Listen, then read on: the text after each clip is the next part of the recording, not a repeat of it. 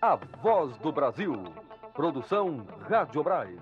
Gerada dos estúdios da Rádio Nacional de Brasília para todo o Brasil.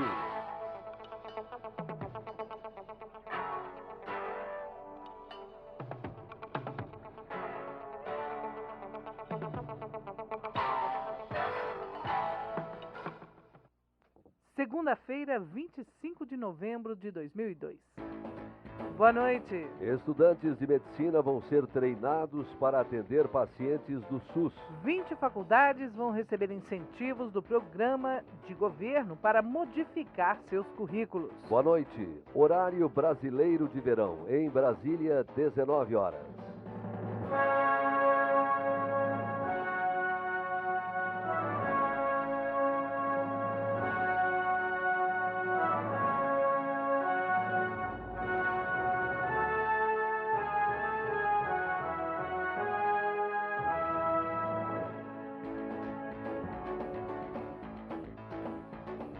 Vamos então aos destaques de hoje da Voz do Brasil. Presidente Fernando Henrique lança amanhã mais uma campanha de prevenção à AIDS. Em 15 dias, motoristas poderão acessar informações sobre veículos pela internet. Banco Central consegue reduzir o número de notas falsas no mercado, conscientizando a população. Equipe de transição recebe propostas para criar nova política habitacional no país. Presidência da República. Os resultados obtidos pelo governo federal desmentiram as previsões catastróficas, apesar das inegáveis dificuldades que existem no Brasil.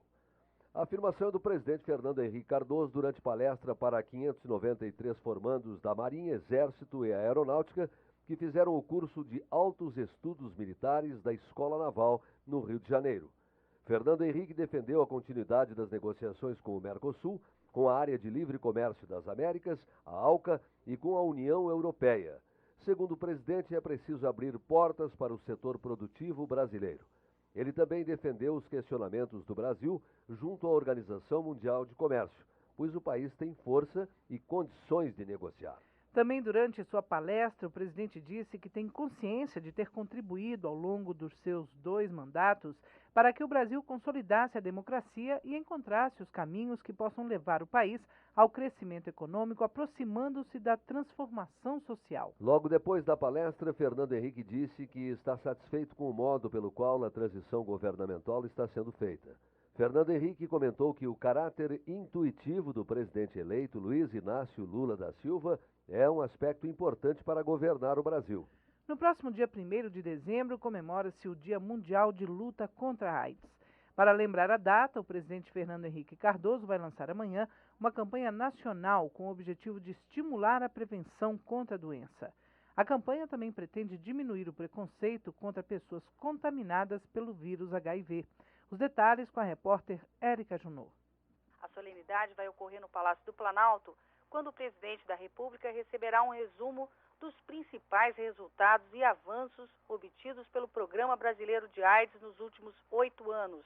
O coordenador adjunto do programa, Alexandre Grangeiro, disse que o Brasil é exemplo para outros países. O Brasil é um dos poucos países que tem uma rede governamental capaz de produzir medicamentos com qualidade. Isso possibilitou ao país uma redução expressiva nos preços dos medicamentos, reduziu de $4.500 para menos de $2.500 ao ano, cada paciente tratado, e também possibilitou que todos os pacientes tenham acesso e, com isso, a redução da mortalidade. O slogan do Ministério da Saúde para esta campanha é AIDS, o preconceito tem cura. De acordo com Alexandre Grangeiro, é o preconceito um dos maiores vilões na luta contra a doença. Várias pessoas não procuram o serviço de saúde com medo de ter o diagnóstico, fazendo com que a doença avance rapidamente ou que ele possa ainda transmitir involuntariamente a doença para outras pessoas. E como também as próprias pessoas vivendo com HIV/AIDS ainda sofrem um preconceito grande. O país tem atualmente 230 mil casos de AIDS conhecidos, mas a estimativa é de que existam outras 300 ou 400 mil pessoas infectadas sem saber que estão doentes. De Brasília, Érica Junot.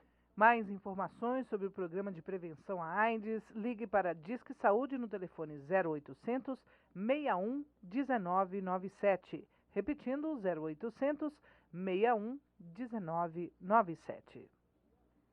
O presidente Fernando Henrique Cardoso vai falar amanhã em seu programa semanal de rádio sobre os avanços conquistados pelo país nos últimos anos na prevenção à AIDS, como ele mesmo informa. Presidente, boa noite. Boa noite. Amanhã, em meu programa de rádio, eu vou falar sobre AIDS. No domingo, o mundo celebra o Dia Mundial de Combate à AIDS. Um bom momento para contabilizarmos os avanços que o Brasil conseguiu nos últimos anos. Acompanhe amanhã aqui no rádio para saber o que você pode fazer para ajudar nessa luta a favor da vida. A Rádio Brás vai gerar o programa Palavra do Presidente pela manhã às 6 horas e às 8h30. No período da tarde, o programa vai ser gerado às 1h30 e também às 15 para 7 da noite, horário de Brasília. O PCdoB poderá participar do próximo governo, mesmo que ainda não tenha acontecido nenhuma discussão sobre cargos. A informação é do presidente eleito Luiz Inácio Lula da Silva. Lula disse que está retribuindo o apoio que sempre teve do PCdoB. Detalhes com a repórter Elisângela Cordeiro. O presidente eleito, Luiz Inácio Lula da Silva, afirmou que vai precisar do PCdoB em seu governo, mas salientou que não foram discutidos cargos com o partido. Ele recebeu na manhã desta segunda-feira, no antigo comitê de campanha em São Paulo, o presidente do PCdoB, Renato Rabelo, e o líder do partido na Câmara, Haroldo Lima. Lula disse que o PCdoB tem quadros extraordinários e pode contribuir para um bom governo. O presidente eleito acrescentou estar retribuindo ao PCdoB o apoio que sempre teve. O presidente do PCdoB, Renato Rabelo, acredita que o partido deva participar de um ministério, mas salientou que a decisão cabe ao presidente eleito. O primeiro encontro do dia de Luiz Inácio Lula da Silva foi com os metalúrgicos aposentados do ABC. Durante o café da manhã, em São Bernardo do Campo, ele anunciou a criação de um fórum permanente de discussão sobre previdência, que contará com a participação dos aposentados. De São Paulo, Elisângela Cordeiro. A equipe de transição do governo Luiz Inácio Lula da Silva recebeu hoje proposta para a criação de uma nova política de habitação no país. O objetivo é aumentar o número de moradias no Brasil e criar mecanismos que permitam à população de baixa renda maior acesso ao crédito. O repórter Jorge Van Burg tem os detalhes. O investimento inicial de 3 bilhões de reais no primeiro ano, acrescido de 6% anuais nos recursos disponíveis durante 20 anos, é a proposta encaminhada à equipe de transição do governo Lula para eliminar o déficit habitacional entre a população de baixa renda no país. O projeto Moradia foi apresentado à equipe de transição pelo Fórum Nacional de Secretários de Habitação e a Associação Brasileira das Companhias de Habitação Popular, as Coabs. No primeiro ano do programa, em 2003, segundo a proposta, a União entraria com 1,5 bilhão de reais em recursos orçamentários.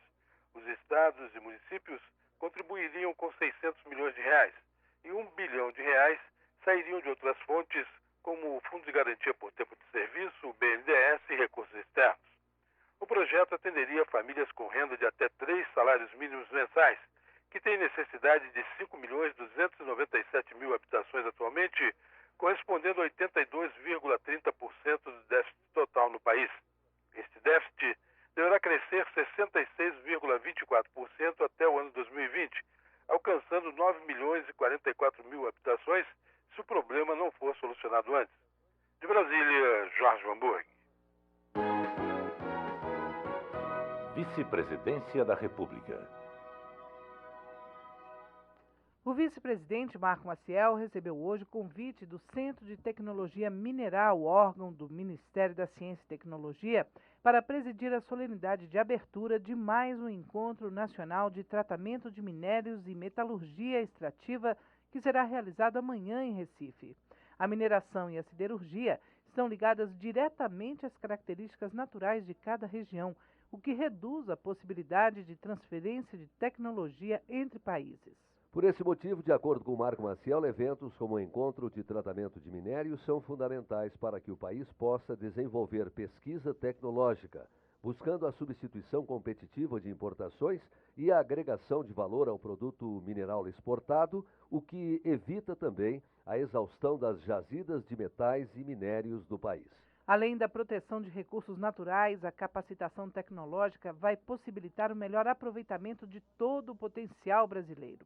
Marco Maciel lembrou que a vastidão territorial e a diversidade geológica já inserem o Brasil entre os 5 países com maior potencial mineral do mundo, com mais de 42% do território nacional formado por terrenos antigos, ricos em depósitos minerais e com 83 tipos de minérios catalogados. Apesar disso, destacou o vice-presidente, a exploração é modesta quando comparada a outros países. Atualmente, o Brasil produz cerca de $1.000 por quilômetro quadrado. O Chile, por exemplo, produz cerca de $7.800 e a Alemanha atinge a marca de $56.000 por quilômetro quadrado.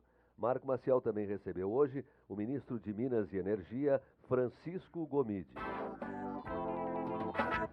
20 escolas de medicina vão modificar seus currículos com o objetivo de treinar os estudantes no atendimento aos principais problemas da população integrada ao Sistema Único de Saúde, o SUS. Eles serão capacitados, por exemplo, para atuar em iniciativas do governo, como o Programa Saúde da Família. As escolas de medicina selecionadas pelo governo vão receber R$24 milhões em 3 anos para modificar seus currículos. O repórter Lourival Macedo tem mais detalhes. O Ministério da Saúde selecionou 20 universidades e escolas de medicina que vão participar do programa de incentivos a mudanças curriculares em medicina, o PROMED.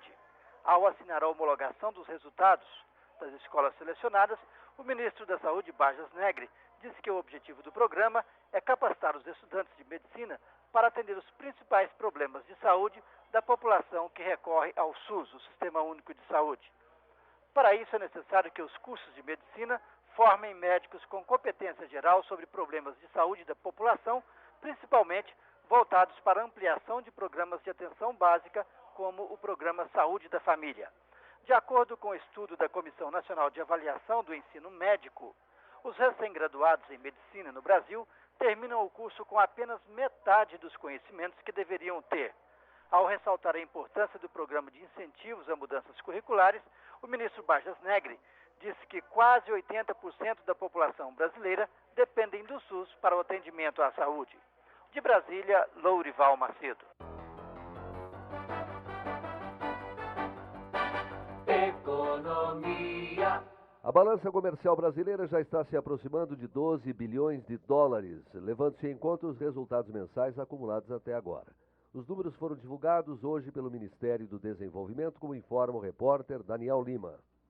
A balança comercial brasileira já registra no ano saldo acumulado de $11 bilhões e 130 milhões. Os números são do Ministério do Desenvolvimento. A meta para este ano era $11 bilhões, o que significa que o resultado supere 130 milhões, o saldo que estava projetado para o comércio exterior brasileiro. Na quarta semana do mês, a venda de produtos para o exterior superou a compra em $255 milhões. No acumulado do mês, o superávit chegou a $1 bilhão e 70 milhões. De Brasília, Daniel Lima. A modernização do sistema de fiscalização das instituições financeiras e bancárias do país é uma das medidas do Banco Central que ajudaram a dar mais segurança aos poupadores brasileiros. Esta é uma das informações do relatório lançado hoje pelo banco, como informa a repórter Cristiane Ribeiro. O primeiro relatório sobre estabilidade financeira, lançado nesta segunda-feira pelo Banco Central no Rio de Janeiro, mostra que o sistema financeiro brasileiro é forte o bastante para superar crises internacionais como as vividas na última década. O documento enaltece a política monetária do governo Fernando Henrique Cardoso, destacando que medidas como a modernização do sistema de fiscalização das instituições financeiras e bancárias que operam no país e do arcabouço regulamentar do Banco Central foram fundamentais para garantir segurança ao poupador, segurança operacional e um bom índice de capitalização. O relatório, que tem 180 páginas, mostra também que o sistema financeiro brasileiro se mostrou extremamente eficiente ao enfrentar grandes testes de estresse com as crises vividas pelo mercado internacional na última década. De acordo com a diretora de fiscalização do Banco Central, Tereza Cristina Grossi, uma das coordenadoras da publicação, o sistema financeiro internacional continua retraído em relação a investimentos em países emergentes, como o Brasil e seus vizinhos da América Latina, o que significa que os investidores e poupadores estão preferindo deixar suas aplicações em atividades seguras. A expectativa, no entanto, segundo Tereza Grossi, é de melhoria da confiança externa no país. Do Rio de Janeiro, Cristiane Ribeiro. O período crítico das turbulências econômicas e financeiras enfrentadas pelo Brasil já está no fim. O país deverá manter o ritmo de estabilidade financeira, uma vez que as propostas do próximo governo para o setor são promissoras. A opinião é do presidente do Banco Central, Armínio Fraga, ao participar hoje de um seminário financeiro realizado no Rio de Janeiro. Segundo Armínio Fraga, o sistema financeiro do Brasil resistiu muito bem às turbulências do mercado internacional, superando a crise do câmbio em 99, as crises da Argentina e de energia elétrica aqui no Brasil, as dificuldades econômicas dos Estados Unidos em 2001, o problema do crédito no Brasil e no exterior a partir do segundo semestre deste ano. O presidente do Banco Central disse que a melhor maneira de avaliar o bom desempenho do sistema financeiro do Brasil é observar o chamado Índice de Basileia, que mede a saúde financeira dos bancos de todo o mundo. Atualmente, o índice atribuído ao sistema brasileiro é de 16%, quando o exigido para o país era de 11%. De acordo com Armínio Fraga, isso significa que os bancos brasileiros estão acima das exigências internacionais e, portanto, com menos riscos de sofrer as consequências de crises. Desde o ano 2000, o Banco Central vem desenvolvendo uma iniciativa que tem por objetivo diminuir a falsificação de dinheiro no Brasil. O aspecto mais importante desse trabalho é o contato direto com as pessoas nas ruas das grandes cidades para mostrar como se identifica uma cédula falsa. A reportagem é de Alana Gandra. Até o final do ano, o volume de dinheiro fraudado no país deverá ficar abaixo de 300 mil falsificações contra cerca de 340 mil registradas no ano passado. Para chegar a esse resultado, o Banco Central desenvolveu, a partir do ano 2000, a Ação Permanente de Divulgação, cujo objetivo é aproximar o banco do público e mostrar que a instituição não se acha encasulada. O Banco Central resolveu ir para a rua realizar um encontro direto com o público ao constatar que 60% das falsificações com notas do real poderiam ser evitados com o simples ato de levar a cédula para verificação de sua marca d'água. O banco montou um kit de exposição itinerante que foi levado para as 10 principais capitais brasileiras. De acordo com o último relatório datado de outubro passado, os esclarecimentos à população foram transmitidos a 145 mil pessoas, que tiveram efeito multiplicador por 5 ou 10 vezes, na medida em que os folhetos são levados pelos cidadãos para casa, para a escola e o local de trabalho. Do Rio de Janeiro, Alana Gandra. Horário brasileiro de verão, 7h17. Departamento Nacional de Trânsito facilita a vida dos motoristas e coloca na internet informações sobre veículos. Os detalhes você confere no próximo bloco.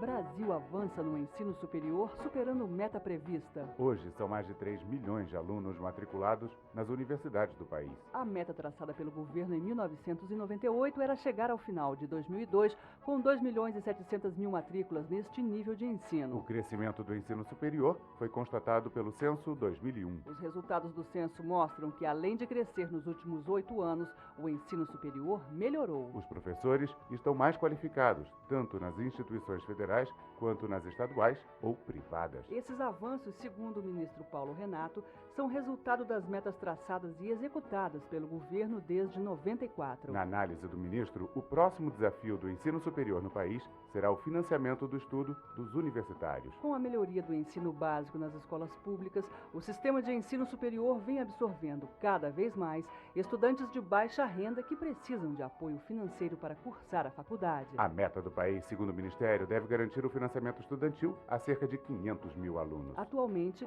o FIES beneficia 180 mil alunos. Ministério da Educação, Governo do Brasil. A voz do Brasil, Rádio Brás. Dentro de 15 dias, o Departamento Nacional de Trânsito, o Denatran, vai colocar na internet todos os sistemas estaduais que fazem parte do Registro Nacional de Condutores Habilitados e de Veículos Automotores, o RENAVAN. Assim, os Detrans do país estarão integrados na rede mundial de computadores e os motoristas brasileiros terão uma forma rápida e eficiente de fazer uma série de consultas. A informação foi divulgada hoje aqui em Brasília pela diretora do Denatran, Rosa Maria Cunha. Ela disse que esta iniciativa faz parte do trabalho que o órgão vem desenvolvendo para tornar mais prática a vida dos motoristas, evitando burocracia, filas e impaciência. Rosa Maria participou aqui em Brasília de um seminário que reúne representantes dos Detrans de todo o país. O objetivo do encontro é fazer um balanço das atividades desenvolvidas nos estados que têm ajudado a desburocratizar a estrutura dos diversos sistemas de trânsito. Um dos destaques do seminário foi o trabalho desenvolvido pelo estado do Pará, que vem utilizando a internet para facilitar e muito a vida do motorista. O repórter Nazi Brum acompanhou o encontro e tem os detalhes sobre a iniciativa paraense. Para começar, quem vai tirar a carteira já faz a prova teórica direto no computador do Detran. Multas e pontos na carteira podem ser consultados pela internet. O responsável pelo programa de desburocratização do Denatran, André Veiga dos Santos, explicou que o principal objetivo do programa é facilitar o acesso do cidadão aos serviços do Detran. Além do Pará, estão em fase adiantada de implantação de serviços pela internet os estados do Paraná, Bahia e Goiás. A ideia é que futuramente o usuário só vá ao Detran em casos indispensáveis, como a regularização de documentos, vistorias e transferência de propriedade do veículo. De Brasília, Nazi Brum. A gerente do Programa Nacional de Desburocratização, Elisa Martins, também participou do seminário que reúne os representantes dos departamentos de trânsito. Ela diz que os princípios básicos do programa são reduzir a interferência do governo na vida das pessoas e nas atividades das empresas e diminuir o tempo gasto para atendimento de todas as solicitações do cidadão. Além disso, o Programa Nacional de Desburocratização quer simplificar o trabalho administrativo e reduzir os custos, e ainda valorizar, estimular e incentivar o servidor público e melhorar o atendimento na prestação dos serviços públicos, entre outros pontos. Cerca de 80 milhões de brasileiros participaram das diversas iniciativas desenvolvidas em todo o Brasil no último sábado, marcado pelo governo como Dia D para a eliminação do mosquito transmissor da dengue. Esta foi a maior mobilização já realizada no país para combater a doença. Todo o trabalho foi coordenado pela Fundação Nacional de Saúde. A reportagem é de Elis Regina.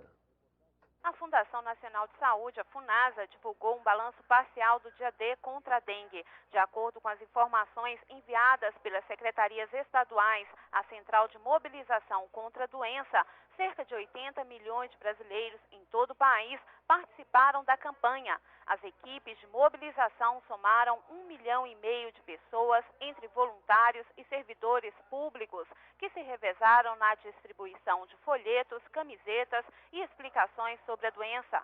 O Rio de Janeiro foi o estado escolhido para iniciar o Dia D, com a presença do ministro da Saúde, Barjas Negre, e o presidente da FUNASA, Mauro Ricardo Costa. Mais de 717 mil casas foram visitadas e 24.300 toneladas de lixo foram recolhidas nos 5.561 municípios que participaram do Dia D. Ações simples como identificar e eliminar objetos que possam se transformar em criadouros do mosquito, como garrafas e pratos com vasos de plantas, podem evitar a proliferação de larvas do Aedes. O balanço final do Dia D de combate à dengue será divulgado pela FUNASA nesta quinta-feira. De Brasília, Elis Regina. Momento Criança. O cotidiano das adolescentes trabalhadoras domésticas é o tema da peça Domésticas Sim, e daí? O espetáculo está sendo apresentado em diversas escolas, associações e ONGs de Salvador, na Bahia. A iniciativa integra as ações do projeto Ampliando Direitos e Horizontes e do Programa de Educação e Profissionalização de Jovens Negros, desenvolvido pela Universidade Federal da Bahia. Segundo dados do Unicef, apenas 51% das crianças e adolescentes que trabalham em casas de família estudam e frequentemente são vítimas de assédio sexual cometido pelos patrões. Esse foi o nosso Momento Criança de hoje. Produção Unicef. E agora a previsão do tempo para amanhã em todo o país. Tempo encoberto a nublado com pancadas de chuva em toda a região sul. A temperatura mínima é de 16 e a máxima 32 graus. No sudeste, céu parcialmente nublado com pancadas de chuva e trovoadas isoladas em Minas Gerais, Espírito Santo e São Paulo. Possibilidade de chuvas isoladas no Rio de Janeiro. Mínima de 13 e máxima de 35 graus. No centro-oeste, chuvas esparsas em Goiás e Mato Grosso. No Mato Grosso do Sul, tempo nublado com pancadas de chuva. As temperaturas variando entre 16 e 38 graus. No norte, céu nublado com pancadas de chuva no Amazonas, Acre, Pará, Tocantins e Rondônia. Chuvas isoladas no Amapá e tempo claro em Roraima. A temperatura mínima de 18 e a máxima chega a 37 graus. E no Nordeste, tempo encoberto com pancadas de chuva no Maranhão. O céu fica parcialmente nublado no Piauí e Ceará. Chuvas isoladas na região Cacaueira da Bahia e no litoral do Rio Grande do Norte, Paraíba, Pernambuco, Alagoas e Sergipe. Tempo nublado nas outras áreas. Mínima para o Nordeste 17, máxima 38 graus. As informações são do Centro de Previsão do Tempo e Estudos Climáticos do INPE. Horário brasileiro de verão. 19 horas 25 minutos. Esta primeira parte da Voz do Brasil foi produzida pela Rádio Brás. Uma boa noite para você e até amanhã.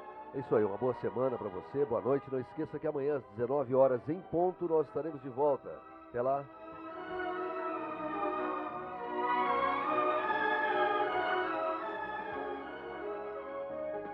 Você vai ouvir agora as notícias do Poder Judiciário. O deputado federal Júlio César Gomes dos Santos, do PST de Minas Gerais, conhecido como Cabo Júlio, foi interrogado na manhã de hoje pelo ministro Ilmar Galvão, do Supremo Tribunal Federal.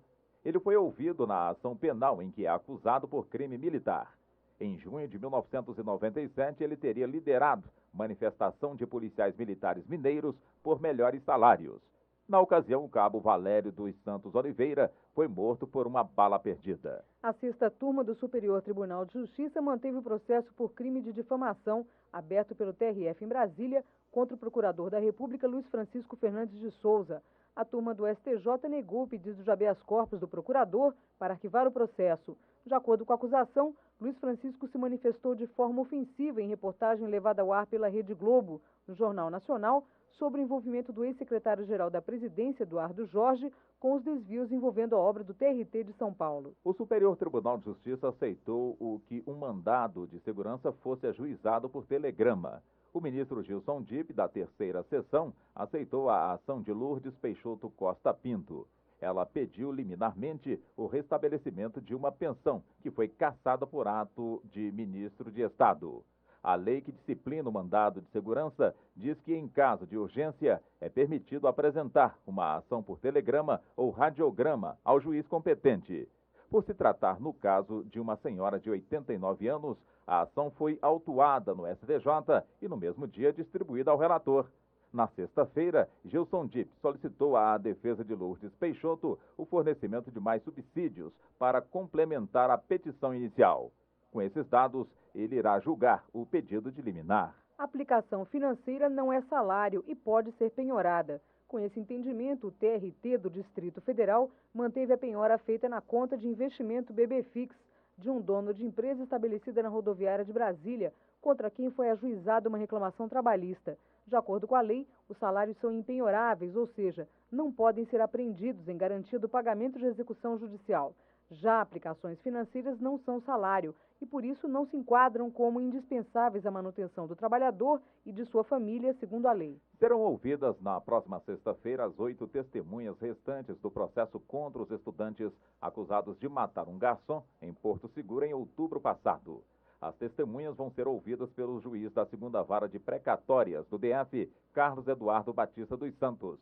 De acordo com a denúncia, 5 estudantes, 2 deles menores de idade, espancaram até a morte no dia 18 de outubro deste ano o garçom Nelson Simões dos Santos na churrascaria Sabor do Sul, na Passarela do Álcool, em Porto Seguro, na Bahia. E o juiz da 8ª Vara Criminal de Brasília, César Loyola, deu prazo de 30 dias para que a comarca de Goiânia cite e interrogue Vilma Martins Costa, mãe adotiva de Pedrinho. A carta precatória com a determinação judicial foi enviada hoje a uma das varas criminais de Goiânia. O juiz também determinou que Vilma Martins apresente defesa prévia em 30 dias no juízo da comarca de Goiânia. O prazo começa a ser contado a partir do recebimento da precatória. O juiz César Loyola determinou a abertura de processo contra a mãe adotiva de Pedrinho, por requisição do Ministério Público. Ela foi denunciada por crime de sequestro e falso registro. O problema da violência no Brasil e no mundo será um dos principais temas do primeiro Encontro Nacional de Juízes Estaduais, que se realiza em Balneário Camboriú, no estado de Santa Catarina, de 28 a 30 deste mês. Durante o encontro, que tem o tema O Judiciário e a Paz Social, será divulgada a pesquisa Violência e Criminalidade no Brasil, encomendada pela Escola Nacional da Magistratura, entidade vinculada à Associação dos Magistrados Brasileiros, AMB. Juízes da Colômbia, Espanha e Portugal também discutem o combate à criminalidade na América Latina e na União Europeia.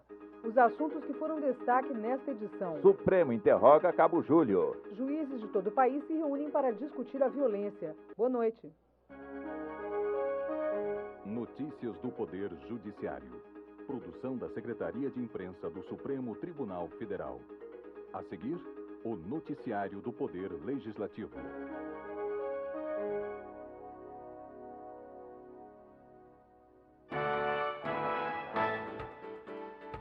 Jornal do Senado.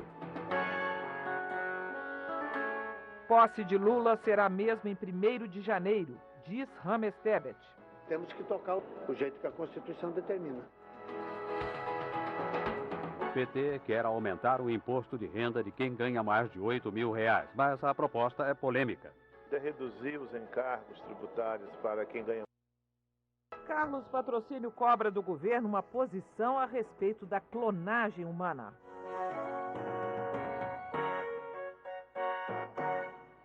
A posse de Luiz Inácio Lula da Silva deve ser mesmo no dia 1º de janeiro.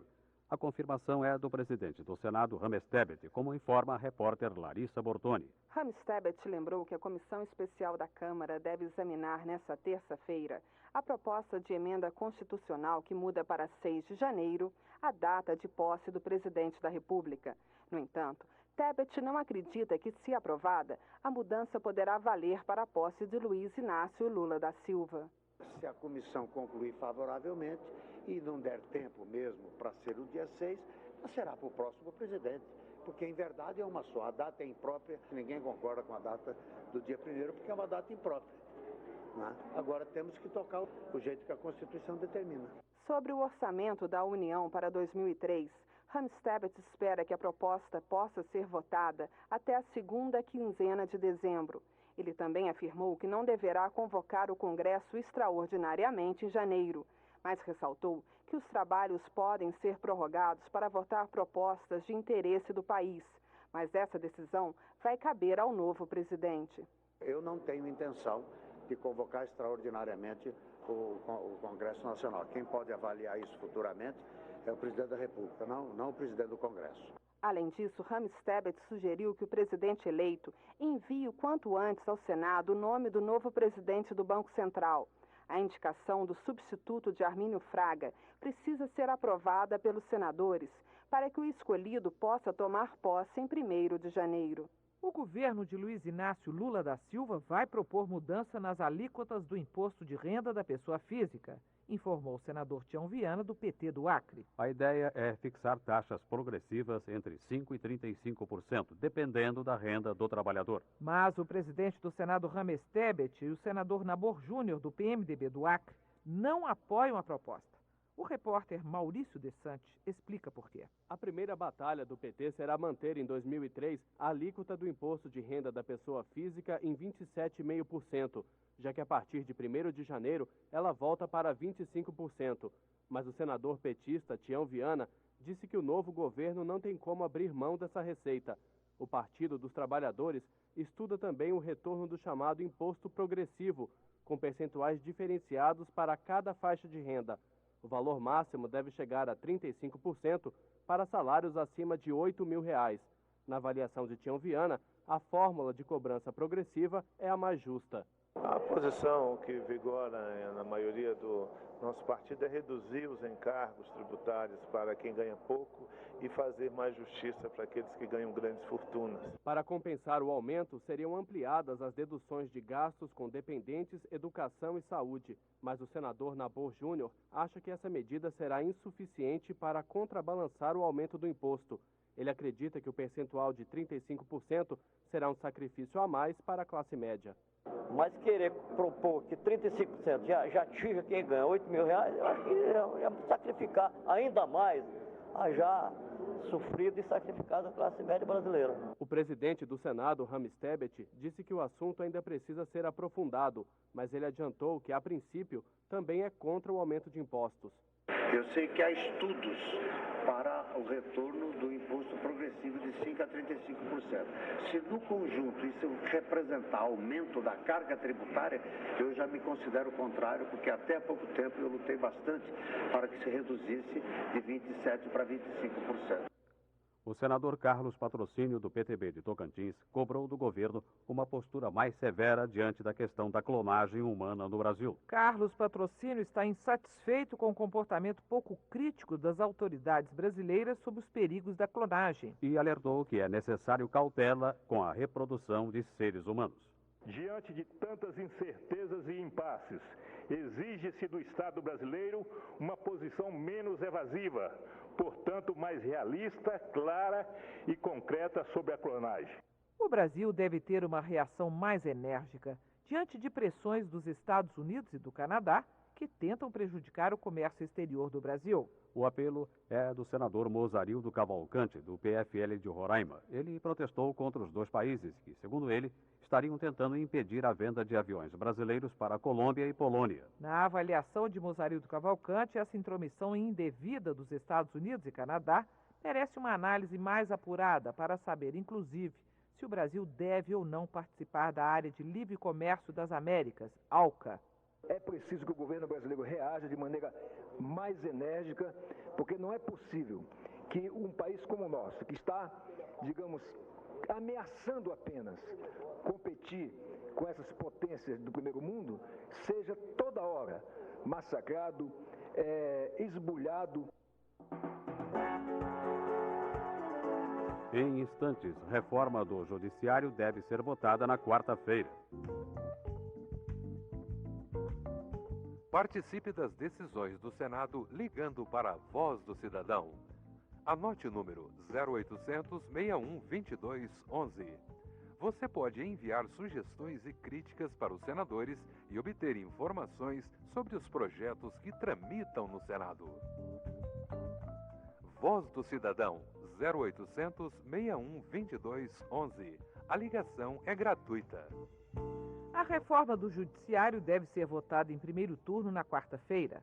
A pauta da semana com a repórter Márcia Torelli. Entre as propostas estão mudanças que exigem eleições diretas para os órgãos diretivos dos tribunais, que autorizam integrantes do Ministério Público a oferecer lista tríplice para a escolha do Procurador-Geral da República e que conferem ao Supremo Tribunal Federal competência para julgar nos crimes de responsabilidade juízes de direito e federais, desembargadores e membros dos tribunais regionais federais. Também poderá ser votada no plenário nesta quarta-feira, em primeiro turno, proposta de emenda constitucional do senador PMDBista Fernando Ribeiro, do Pará. A PEC beneficia estados que tenham superávit na balança comercial com o exterior.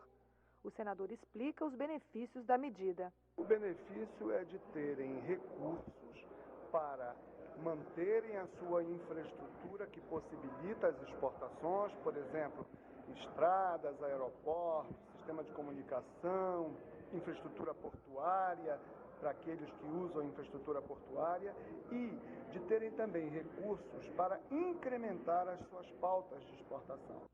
A violência doméstica já se tornou um problema de saúde pública, afirmou o senador Tião Viana, do PT do Acre. Ao saudar o Dia de Combate à Violência contra a Mulher, comemorado hoje, o senador lembrou que os dados da Organização Mundial da Saúde sobre a violência doméstica no mundo ainda são alarmantes. Tião Viana também homenageou a coordenadora do Centro de Defesa dos Direitos Humanos do Acre, Nazaré Gadelha, por sua luta contra a discriminação e a injustiça.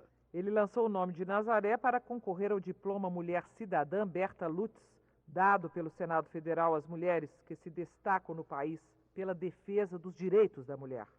Acredito que a candidatura da doutora Nazaré Gadelha é não apenas justa como oportuna, pois representará o justo reconhecimento de brasileiros e brasileiras por intermédio de seus legítimos representantes no Senado Federal, a luta destemida por ela empreendida em defesa da justiça e da dignidade da cidadania em nosso país. O senador José Sarney, do PMDB do Amapá, espera que o próximo governo reabra o Museu Postal em Brasília. Ele contou que os Correios e Telégrafos têm um acervo desde 1663, que conta não apenas a história da empresa, mas também a do país. Segundo José Sarney, o museu está fechado e seu acervo está guardado em caixotes, sem o devido cuidado. Era um dos pontos principais e um roteiro de atração cultural em Brasília, tão parca em matéria de museus. O que eu desejo é que Brasília volte a ter o seu museu postal. Presidiram a sessão de hoje os senadores Rames Tebet, Mozarildo Cavalcante, Carlos Patrocínio e Nabor Júnior. Termina aqui o Jornal do Senado. Ouça agora as notícias da Câmara dos Deputados. Boa noite. Boa noite.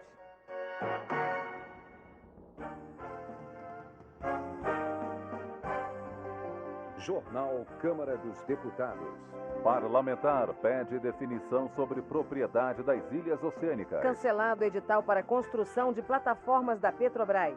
Deputados criticam política de juros.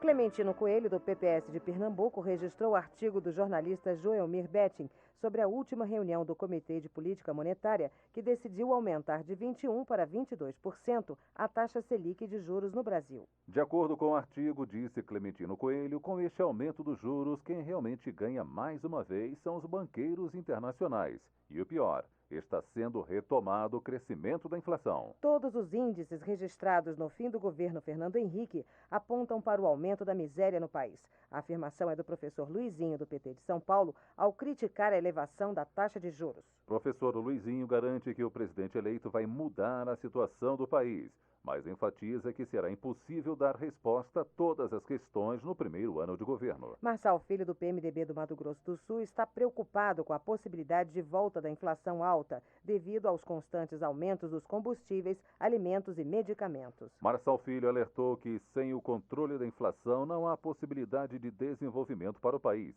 e afirmou que é obrigação de toda a sociedade conter a alta dos preços.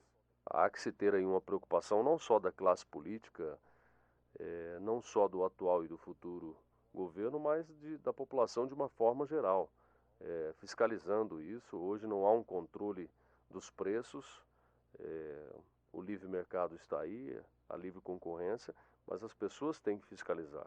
Aquelas mesmas pessoas que, à época da inflação alta, iam para as ruas e denunciavam os preços altos, têm que voltar a empunhar essa bandeira e não deixar que isso ocorra. Paulo Rocha, do PT do Pará, atribuiu o corte de 2 milhões de empregos à abertura da economia durante o atual governo, sem planejamento e sem diretrizes para o comércio exterior. Paulo Rocha ainda apoiou a reforma tributária e fiscal e criticou a tese dos neoliberais de que serão criados novos postos de trabalho alterando itens da CLT, como licença maternidade, 13º salário, férias e FGTS. Ayrton Dipp, do PDT gaúcho, também defende a desoneração da produção e assegura que o orçamento de 2003 comporta aumento de R$ 240 para o salário mínimo. Ayrton Dipp reconhece que a quantia ainda é pequena para atender às necessidades básicas do trabalhador, mas contribui para melhorar a distribuição de renda. Proposta pode impedir perda de alimentos. Serafim Venzon, do PDT catarinense, pediu a aprovação do substitutivo da Comissão de Seguridade Social e Família, que proíbe a destruição, má conservação ou abandono intencional de alimentos e bens de consumo perecíveis, prevendo punição. O objetivo, segundo Serafim Venzon, é impedir a perda de comida em um país onde milhões passam fome. Pela proposta, os alimentos deverão ser distribuídos para escolas, entidades de assistência social e comunidades carentes. Tarcísio Zimmermann, do PT gaúcho, destacou a esperança que a vitória de Lula despertou no povo brasileiro e elogiou sua decisão de priorizar o combate à fome. Zimmermann salientou ainda os limites e desafios que o próximo governo terá que enfrentar como herdeiro do fracasso econômico e social do projeto do presidente Fernando Henrique. Eunice Oliveira, do PMDB do Ceará, ressaltou que as primeiras eleições do século XXI no Brasil demonstraram que o eleitor amadureceu, porque foi às urnas consciente de que vai conseguir aprimorar a democracia exercendo seu direito de voto. Eunice Oliveira também enfatizou que a eleição de Lula foi destaque na imprensa mundial, principalmente pela forma pacífica e transparente como foi processada a votação eletrônica, sob o comando dos ministros e juízes da Justiça Eleitoral. Valdeci Paiva, do PSL Fluminense, defendeu a mudança nos principais cargos para que o governo de Lula possa implementar as mudanças necessárias para o desenvolvimento do país. Na minha opinião, é necessário que o novo presidente da República faça mudanças em toda a atual estrutura do governo federal. E se realmente a intenção do novo governo é fazer reformas, é necessário que comece mudando todos os cargos de confiança, pois se vier a manter os atuais ocupantes, acredito eu que nada irá melhorar na vida dos nossos trabalhadores. Darcy Coelho, do PFL, afirmou que as acusações feitas pelo deputado Freire Júnior contra o secretário de Infraestrutura do Estado do Tocantins, José Edmar Brito Miranda, são infundadas. Brito Miranda já ocupou diversos cargos públicos, administrando grandes orçamentos e tem 44 anos de vida pública sem ter sofrido qualquer acusação, observou o parlamentar. Darcy Coelho salienta que as denúncias desrespeitam a memória da família do deputado, porque Brito Miranda foi amigo e parceiro político do pai de Freire Júnior. Luciano Zica, do PT paulista, solidarizou-se com a vereadora do município de Jales, Araci de Oliveira Murari Cardoso, a Tatinha, que teve o mandato cassado por 30 dias. Luciano Zica esclareceu que a vereadora foi punida porque rasgou o código de ética numa sessão em que a Câmara pretendia suspender o mandato de um vereador de oposição injustamente. Edital para a construção de plataformas é cancelado. Carlos Santana, do PT do Rio de Janeiro, comemorou a decisão da Petrobras de não abrir edital de licitação para a construção das plataformas P51 e P52 em dezembro deste ano, como estava previsto. Para Carlos Santana, o compromisso representa uma vitória do Brasil. O deputado lembrou que o edital inviabilizaria a participação de empresas brasileiras na concorrência, deixando de gerar 2.000 empregos no Brasil. Nesse final de semana, conseguimos convencer o governo de transição nosso, a comissão de transição, e a comissão de transição conseguiu convencer a Petrobras a não abrir o edital no dia 16 de dezembro, que seria o edital das duas plataformas. Esse edital, sendo aberto, não seria construído no Brasil, né? Então já é uma grande vitória para nós, que vai ficar no governo Lula, e nós vamos trabalhar para que 100% dessa obra seja feita no Brasil, com em torno de $1 bilhão, né? Deputado pede informação sobre preço da energia no Pará. Asdrubal Bentes, do PMDB, solicitou informações ao ministro das Minas e Energia sobre a tarifa cobrada aos consumidores paraenses, porque apesar de o Estado ser o maior gerador de energia, tem a tarifa mais cara do país. Segundo Asdrubal Bentes, as centrais elétricas do Pará não cumpriram o contrato de privatização e aumentaram abusivamente as tarifas. Há denúncias, inclusive, de que os recursos arrecadados no Estado estão sendo empregados em outras empresas do grupo. Enio Bassi, do PDT do Rio Grande do Sul, denunciou manobra das empresas de telecomunicações para a venda de telefones celulares pré-pagos, com a nítida intenção de lucros abusivos. O minuto no celular pré-pago a cartão custa 80 centavos, enquanto que no pós-pago está custando apenas 30 centavos, alertou Enio Bassi. Acordo para instalar base em Alcântara beneficia o Maranhão. Gastão Vieira, do PMDB, defendeu o acordo entre o Brasil e os Estados Unidos para a instalação de uma base militar americana em Alcântara, que renderá recursos financeiros para o Estado. Apesar de representantes de movimentos sociais terem realizado manifestação contra a instalação da base militar recentemente, Gastão Vieira assegura que o acordo será a salvação para a região. Adão Preto, do PT, comunicou que várias entidades gaúchas, participantes da Cúpula Parlamentar de Integração Continental, realizada na Câmara na semana passada, entregaram documento contra a ALCA aos parlamentares latino-americanos. De acordo com Adão Preto, o grupo ressaltou que 10 milhões de brasileiros já se manifestaram contra a ALCA em plebiscito e defende que o governo brasileiro encerre as negociações e não entregue a base de Alcântara aos americanos. Ney Lopes, do PFL do Rio Grande do Norte, parabenizou o presidente eleito pelas declarações a favor da integração política da América Latina. Ney Lopes, presidente do Parlamento Latino-Americano, que reúne 22 países membros, considera a declaração de Lula um incentivo ao trabalho da instituição, que desde 1964 luta pela integração do continente. Agricultura.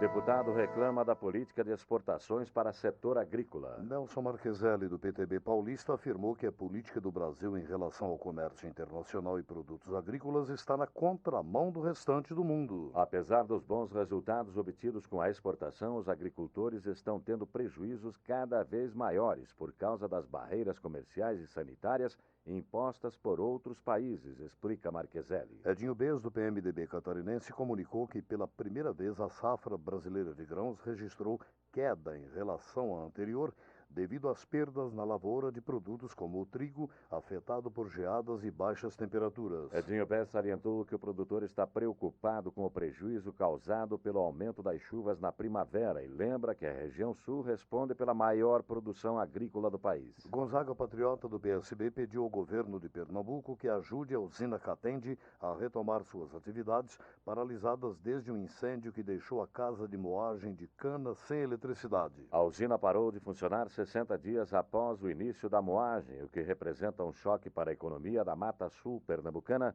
empregadora de 1.500 pessoas, em 8 municípios, alertou o Patriota.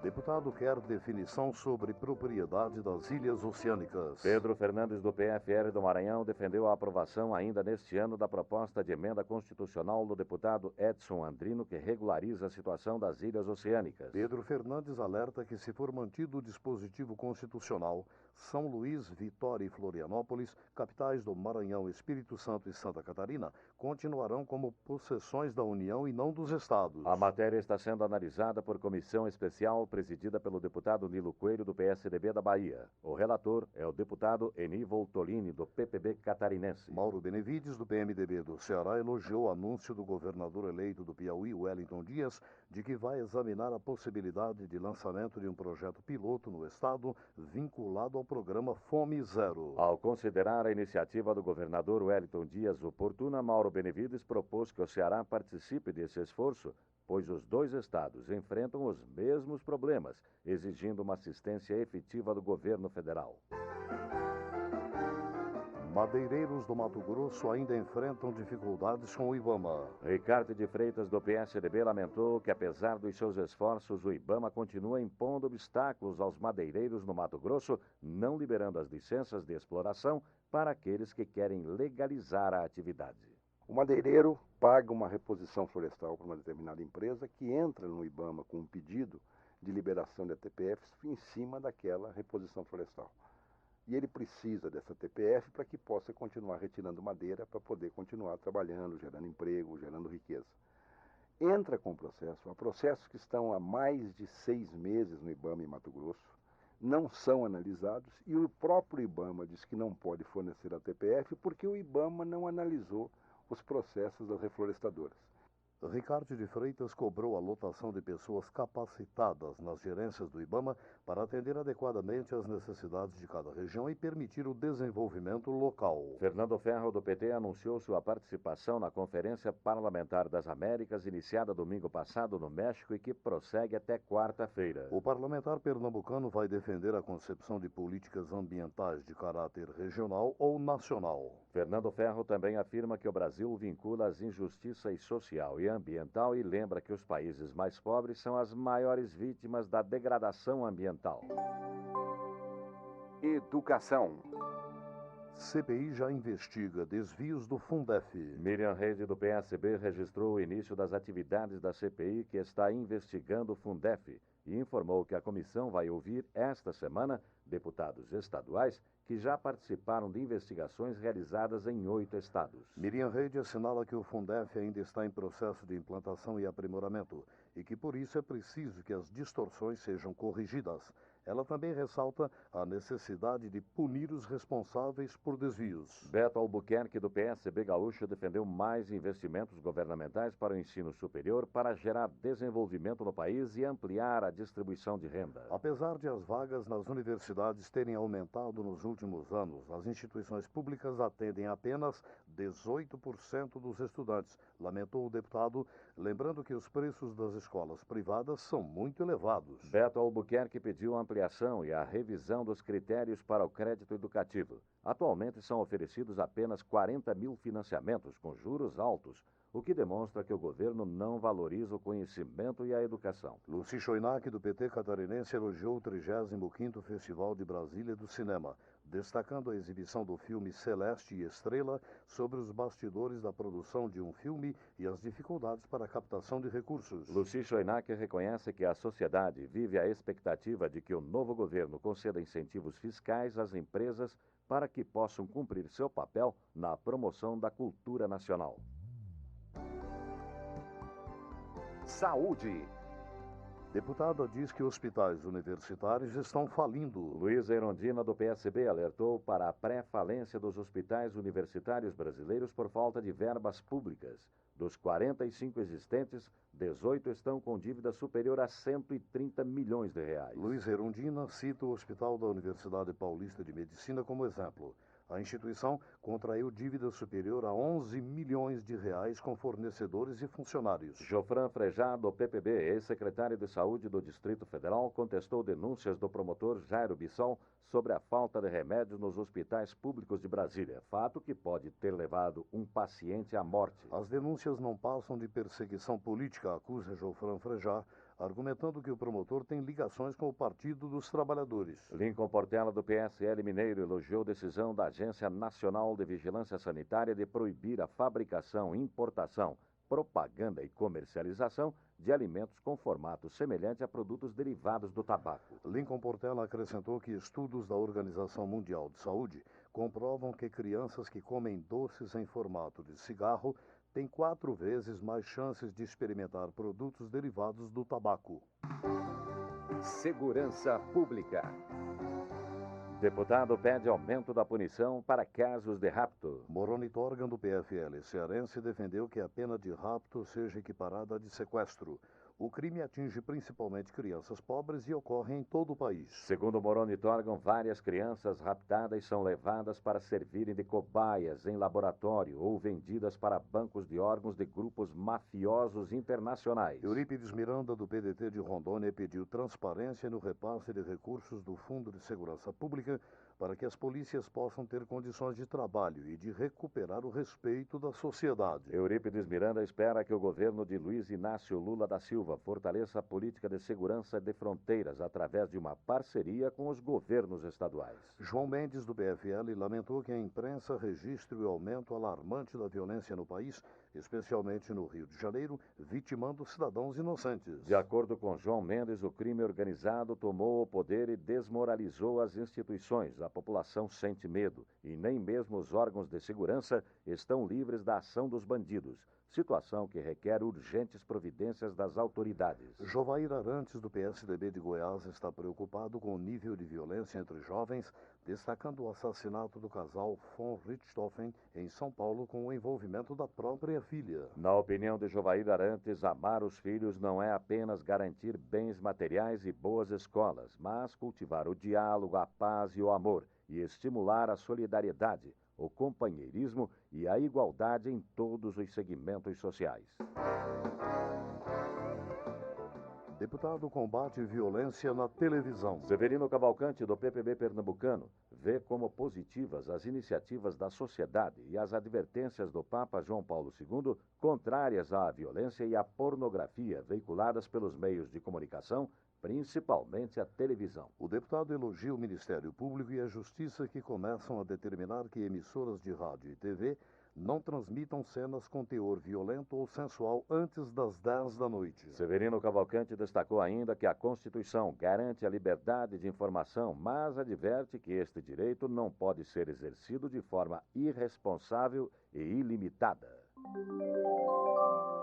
Lembrando os 100 anos de Carlos Drummond de Andrade, completados em 31 de outubro, Jaime Martins, do PFL Mineiro, afirmou que o poeta identificou as qualidades da população brasileira em textos claros e de beleza inigualável. Formado em farmácia, jornalista por devoção e poeta por amor, Drummond deixou como herança a coerência de pensamento e a delicadeza da crítica culta e realista. Homenageou Jaime Martins. Mauro Benevides, do PMDB cearense, cumprimentou a iniciativa da população de Oroz, no Ceará, que está promovendo uma exposição em comemoração aos 100 anos de Juscelino Kubitschek. Inácio Arruda, do PCdoB cearense, referiu-se ao Dia Nacional da Consciência Negra, 20 de novembro, como data importante para a reflexão sobre as condições de vida dos negros no Brasil. Inácio Arruda destacou a situação das mulheres negras, que quase sempre são chefes de família, mas recebem salários baixos, comprometendo a qualidade de vida de seus dependentes. Roberto Argenta registrou o falecimento do vereador Geraldo Kansmiski, do Partido Humanista da Solidariedade do município de Varianópolis, no Rio Grande do Sul. Termina aqui o Jornal da Câmara. Ouça agora as notícias do Tribunal de Contas da União.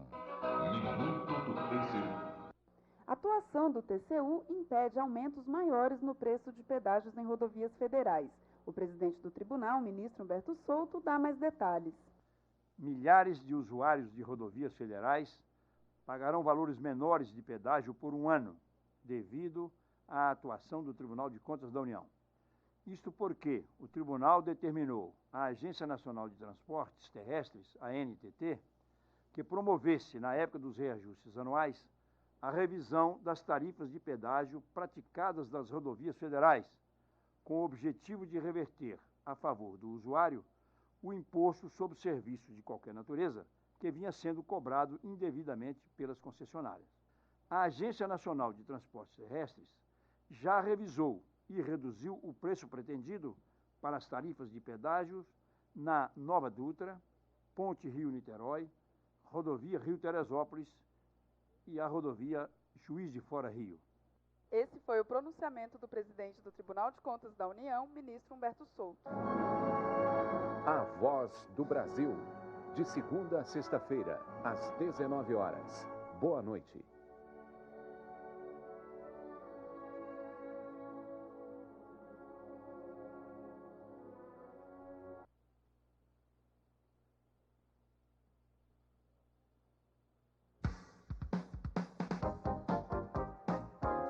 ZYE 365, Rádio Nacional da Amazônia, transmitindo direto de Brasília nas faixas de 40. Não esqueça de tirar a água parada dos pratinhos de plantas, escová-los e enchê-los de areia. O combate à dengue tem que fazer parte do seu dia a dia. Não demole para o mosquito da dengue. Ministério da Saúde.